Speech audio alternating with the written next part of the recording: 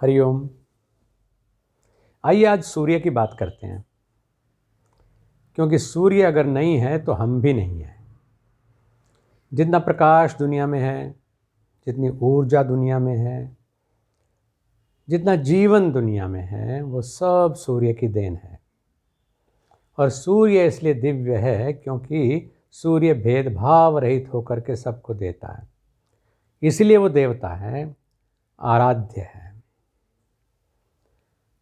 सूर्य के अनेक रूप हैं और उन रूपों में हम उसकी आराधना करते हैं, उससे कुछ प्राप्त करते हैं, और तो और अपने भीतर से जो सुप्त शक्तियाँ हैं उनका जागरण भी करते हैं। ये कहा गया है कि सूर्य आत्मा जगतस्थस्थुश्च स्वाहा। सूर्य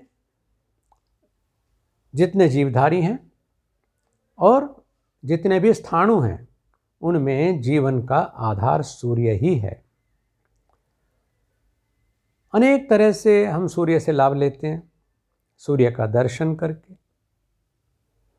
सूर्य को अर्घ्य दे करके, सूर्य का सेवन करके और सूर्य नमस्कार करके भी। हर चीज़ का अपना प्रभाव है।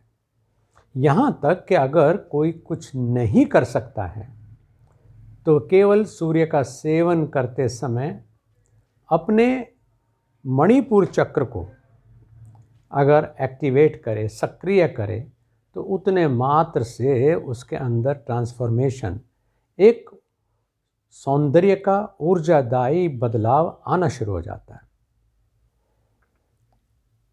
प्रयास तो करना पड़ता है, क्योंकि पहली बात है सूर्य का दर्शन करना। अगर आप नित्य प्रति सूर्य के दर्शन का व्रत बना लेते हैं तो स्वाभाविक है कि आपके लाइफ स्टाइल में आपको परिवर्तन लाना पड़ेगा। आज मैं इसलिए सूर्य दर्शन की ही पहले बात करता हूँ। अपने जीवन शैली में बदलाव लाना पड़ेगा और उस बदलाव से अपने आप जो आपके सिस्टम्स लाइफ स्टाइल की वजह से, गलत जीवन पद्धति की वजह से बदल गए हैं, देर देर तक सोना, देर तक जगना, उस जगने में हमारे खान पान निद्रा सब कुछ अस्त व्यस्त हो जाना, हमारी जो ऊर्जा है उसमें बिखराव होना, ये सब चीज़ें जब गड़बड़ होती हैं तो फिर हमारे मल का जो शरीर में त्याग है, यानी शरीर से गंदगी को निकालने की प्रक्रिया, उसका भी बाधित हो जाना, ये सारे ऐसे अभिशाप हैं जो व्यक्ति अपनी जीवन शैली से पाल लेता है।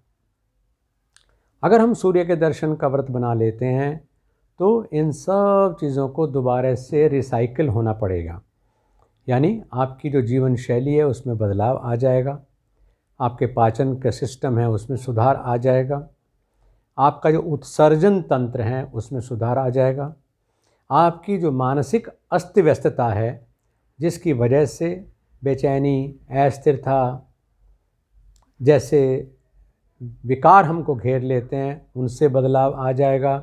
और आप मात्र सूर्य का प्रतिदिन दर्शन का व्रत कर लेने से अपने आप को स्वस्थ, ऊर्जावान और सुंदर बनाने लगेंगे। कौन सुंदर नहीं बनना चाहता? लेकिन अगर सूर्य का संपर्क आपके पास में नहीं है तो आप अच्छे नाक नक्श वाला व्यक्ति होते हुए भी सुंदरता को प्राप्त नहीं कर सकते। किसी का रंग काला हो, सांवला हो, गोरा हो, गेहुआ हो, इससे कोई फर्क नहीं पड़ता है। उसके अंदर अगर जीवनी शक्ति है तो उसके अंदर सुंदरता स्वाभाविक रूप से आ जाएगी। भगवान कृष्ण तो सांवले हैं। सोहत ओढ़े पीतपट श्याम सलोने गात, मनौ नीलमणि शैल पर आतप प्रयो प्रभात।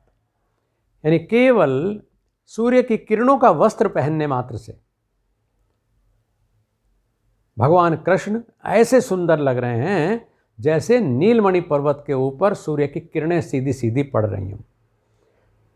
तो सबसे पहला फ़ायदा आपको लेना चाहिए सूर्योदय से पहले जागने का और निर्मल नेत्रों से सूर्य के दर्शन करने का। प्रतिदिन, तब निरंतर अभ्यास से अपने आप बदलाव आएगा।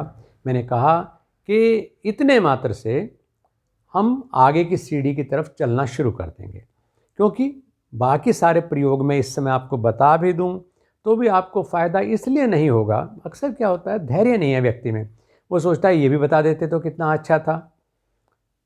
बताएंगे। माँ भी खाना खिलाती है तो कहती है बेटा पहले तू ये खा ले, तुझे मैं और दूंगी। तो ऐसे ही अगर आप सूर्य का स्वागत करने के लिए, सूर्य का दर्शन करने के लिए अभी तैयार नहीं हैं, तो सूर्य से और जो फ़ायदे मैं आपको बताऊंगा उनको आप कैसे लेंगे। उसके लिए सूर्य के पास तो, सूर्य के संपर्क में तो आपको आना पड़ेगा ना। तो आज पहली चीज़ ये कि हम ब्रह्म मुहूर्त में जगें, सूर्य का दर्शन करने से पहले ऐसे तैयार हो जाएं जैसे अतिथि का स्वागत करने से पहले आप अपना स्नान ध्यान करके, अपने वस्त्र आदि प्रॉपर पहन करके, अपनी आँखों का मैल साफ करके तब दरवाज़ा खोलते हैं। तो ऐसे ही सूर्य के आने से पहले हम स्वच्छ होकर के, निर्मल होकर के सूर्य का दर्शन करें, निर्मल नेत्रों से करें, वरना चुंधियाई हुई आँखों से तो सूर्य को देखने से और अधिक नुकसान हो जाएगा।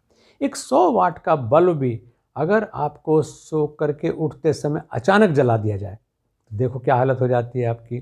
आप एकदम चुंधिया जाते हैं, उसको, उस 100 वाट के बल्ब को नहीं देख सकते आप।